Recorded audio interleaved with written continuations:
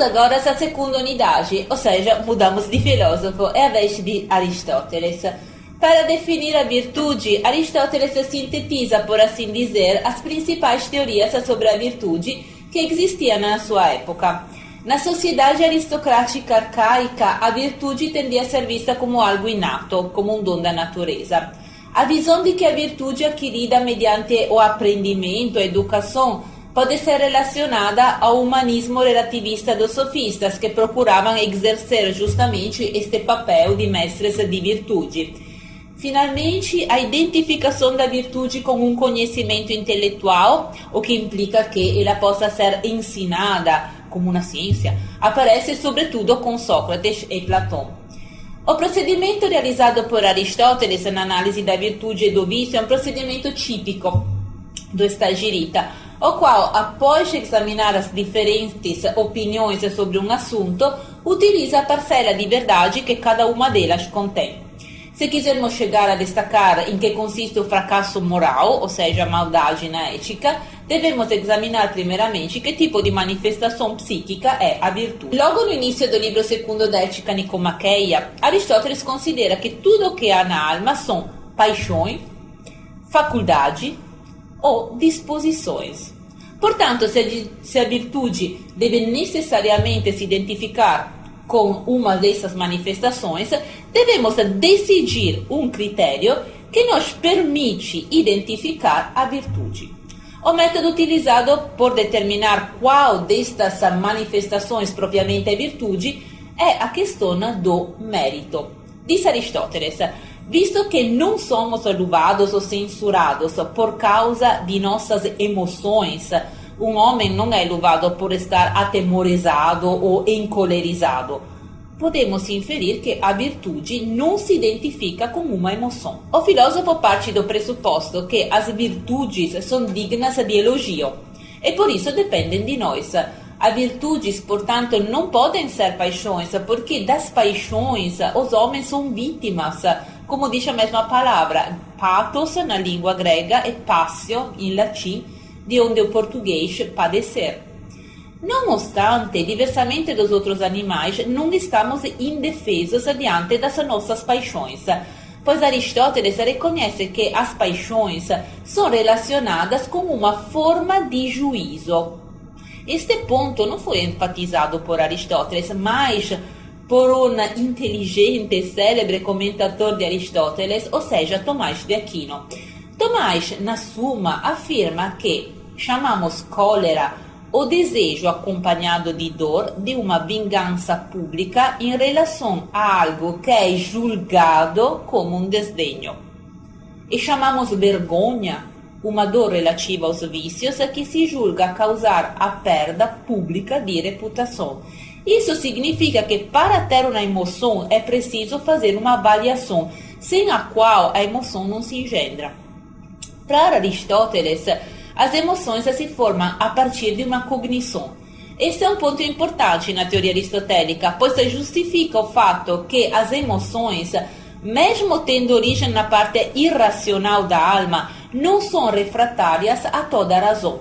Ao contrário, podem escutar a razão e, deste modo, aperfeiçoar-se, tornando-se emoções moderadas pela razão.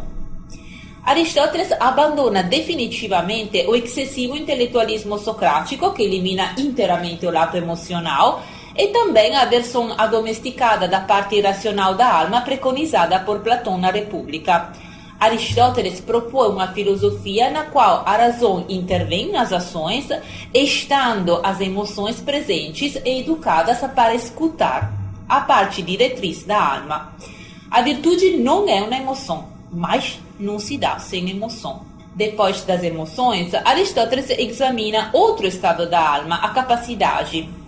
A virtude não é uma capacidade, não é uma tendência natural, não é uma capacidade graças à qual somos capazes de provar emoções, visto que uma tendência é por natureza, uma tendência não precisa de ensino, mas não somos bons ou malvados apenas por natureza.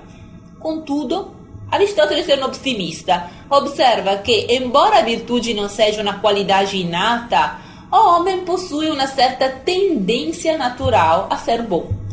O caminho em direção à virtude parece mais acessível do que o caminho inverso, visto que o homem tem uma disposição natural pela virtude.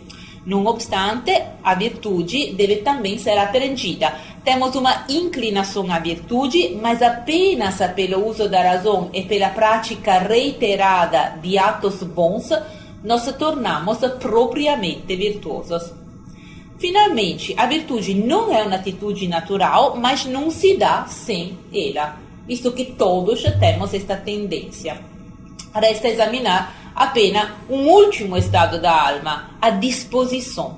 Por eliminação, se as virtudes não são apenas emoções, não são apenas atitudes naturais, elas só podem ser disposições. Ou seja, o que é uma disposição?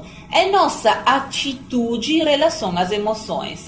A disposição é o modo pelo qual o homem se comporta relativamente às emoções, o modo como sentimos as emoções.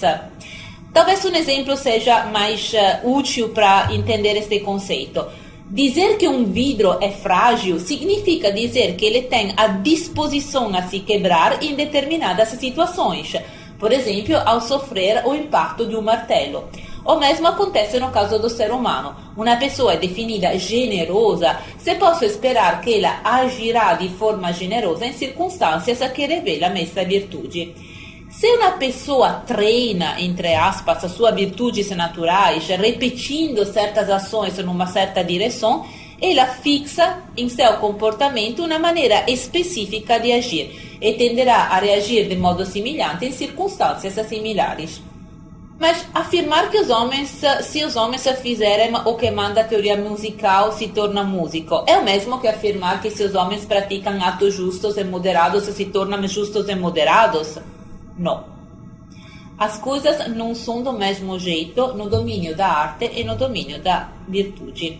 Os produtos da técnica só são bons se eles possuírem certas qualidades exteriores, ao passo que as ações, para ser boas, não devem só possuir excelentes qualidades, mas assim devem respeitar três condições específicas do sujeito. A primeira diz respeito à razão. A pessoa deve agir conscientemente, não ignorando o que ele está fazendo. Em segundo lugar, o homem virtuoso tem que agir livremente, não constrangido pelos outros ou pelas circunstâncias. E, finalmente, o virtuoso tem que agir com uma intenção firme, ou seja, por hábito. O que faz uma pessoa digna de louvor ou de reprimenda não é a simples posse de uma qualidade, mas antes um estado firme do caráter, ou seja, o hábito, que se manifesta nas suas escolhas e, por consequência, nas suas ações.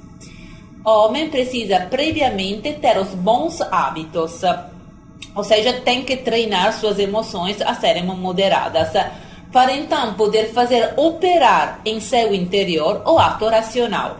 A relação aristotélica que Aristóteles põe entre emoção e razão, e que aparece clara na sua teoria, está relacionada à tripartição da alma, que Aristóteles realiza no final do primeiro livro da Ética.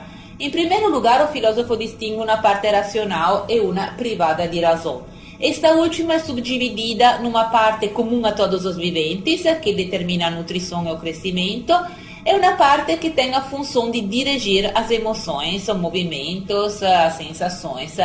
Destas duas, a primeira não há parte na virtude, ao passo que a segunda, embora seja irracional, participa da razão, visto que pode escutar a razão. O fato que Aristóteles reconheça entre as funções da parte irracional a possibilidade que a parte emocional seja capaz de obedecer à razão é determinante para justificar como a razão possa determinar os desejos. Segundo Aristóteles, como numa relação de pai e filho, a parte irracional da alma pode escutar a razão, mas de forma parecida ao que acontece numa família, o filho só escutará os pais se for anteriormente educado por eles, e graças a uma educação adequada, ele adquirirá bons hábitos. Para definir a virtude moral, não basta, porém, dizer que ela é uma disposição. É preciso especificar que tipo de disposição. Podemos dizer que disposição é o gênero da virtude, mas agora temos que procurar qual é a sua diferença específica. O que distingue a virtude das outras disposições? O que a distingue, resposta de Aristóteles, é a mediedade ou mediania. Em grego, mesotes. Alguns textos traduzem também como meio termo, justa medida. No conceito de mediania, ainda uma vez, Aristóteles utiliza a sabedoria grega que o antecede. Porque esta expressão, nada em excesso, não sei, nada, procurar a justa medida, é regra áurea dos sete sábios. Ela impregna toda a dramaturgia, a literatura e mesmo a escultura não está ausente. Por exemplo, Aristóteles mesmo diz que não existe corpo humano que seja tão simétrico e bem formado quanto o das estátuas gregas. Aristóteles então faz da doutrina da mediedade a regra de ouro da sua moral, ao ponto que no período sucessivo a ética de Aristóteles é conhecida como metriopatheia, que no grego significa justa medida entre as emoções. O que caracteriza a originalidade ética da doutrina da justa proporção entre os extremos das emoções é o fato de diferir de uma justa proporção matemática. Aristóteles acentua o papel do meio termo em relação a nós. Ele diz que eu chamo posição de meio com relação a nós, o que não excede e nem carece. Esta, porém, não é uma medida única, não é igual para todos. A posição de meio com relação a nós é interpretada assim, diz Aristóteles. Se comer 10 minas é uma unidade de medida, é muito, e comer 2 é pouco para alguém, não por isso o mestre de ginástica mandará comer 6 minas. De fato, para quem receber tal porção, ela pode ser muito ou pouco. Para Milo era um lutador da época clássica, é pouco. Para um principiante de ginástica, é muito. Assim, cada pessoa que tem ciência evita os excessos e a falta, enquanto busca o meio, e esse meio é não em relação à coisa, mas em relação a nós. O que determina o nosso comportamento bom ou ruim é finalmente o hábito graças ao qual temos uma justa medida relativamente a nós, imposta pela razão, com relação às emoções. Agora, é importante ressaltar que a teoria da mediania, da justa medida em relação a nós, não leva a um relativismo moral, segundo o qual para tal pessoa tal coisa e para outra tal outra. A mediania é relativa às circunstâncias nas quais a ação se produz. Uma vez que a gente determina essas circunstâncias, que pode ser o âmbito da cidade, uma parte da cidade, ou muito em geral, ou interacional, o ato permitido é único, é o melhor que se pode esperar nessas circunstâncias. A moral aristotélica nasce deste dualismo da natureza humana que é racional e irracional ao mesmo tempo, razão e desejo. O valor moral de nossas ações é reso possível pelo fato que nossos atos podem ser determinados por razões. A virtude só pode ser considerada virtude própria quando o indivíduo passa a satisfazer seus desejos a partir de razões. O caminho para harmonizar nossos desejos com a razão, portanto, é complexo.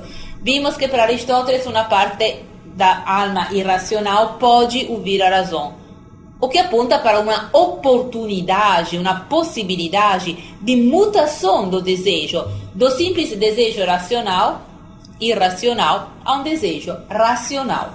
Para conseguir uma correta explicação desta transformação do desejo irracional para um desejo racional, é preciso introduzir 2 novos elementos, que serão objeto da unidade 3, ou seja, o conceito de escolha e o conceito de deliberação.